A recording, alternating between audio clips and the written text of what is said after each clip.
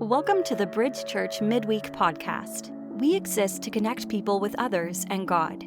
We hope this week's episode helps you do just that. Enjoy.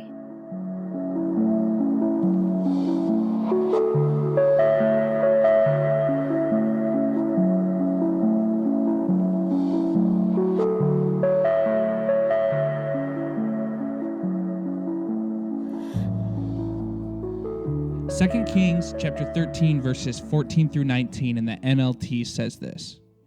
When Elisha was in his last illness, King Jehoash of Israel visited him and wept over him.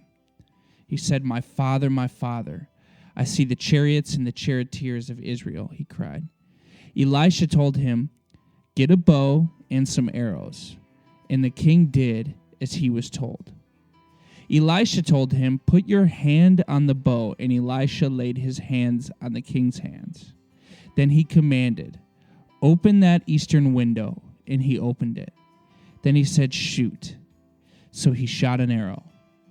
Elisha proclaimed, this is the Lord's arrow, an arrow of victory over Aram, for you will completely conquer the Arameans of Aphek.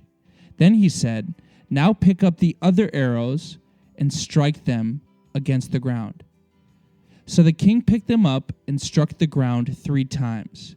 But the man of God was angry with him. You should have struck the ground 5 or 6 times, he exclaimed. Then you would have beaten Aram until it was entirely destroyed. Now you will be victorious only 3 times. So this is a pretty interesting story that we just read. This guy is sick, and this king comes and visits him, and he's very distraught about the fact that Elisha is nearing death. He was obviously a very meaningful relationship. And on top of that, he was worried that he was going to be defeated by an enemy army. And Elisha gives him these strange instructions. He says, shoot an arrow out the window and destroy the rest. And so he follows his instructions that I guess weren't specific enough, because he says, hey, you smashed the arrows 3 times. You should have done them 5 or 6 times. And as outsider looking in, I'm going, well, you didn't say that. But I do think there's a point. In this story, there's one arrow that will bring victory. And that's what he says, shoot that one out. He's basically calling him into a life of trust. Now, as we read the story from the Old Testament, as always, we want to say, God, what does this have to do with the gospel narrative? In our lives, there is one arrow that will bring victory in our life. Sometimes we can preach this to ourselves over particular circumstances.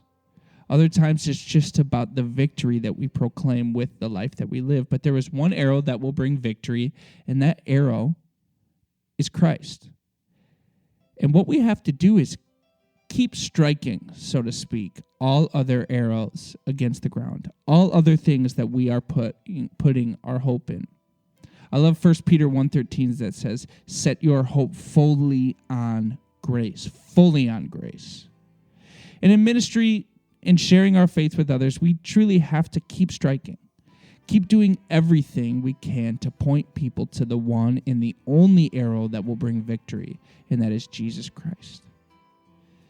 You know, there's a family at Bridge Church who began to sense that God was stirring them up and moving them into a new season and to take certain steps of faith.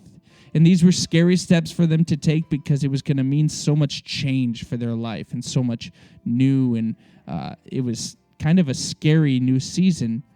And truth be told, it was going to result in a large pay cut for this family.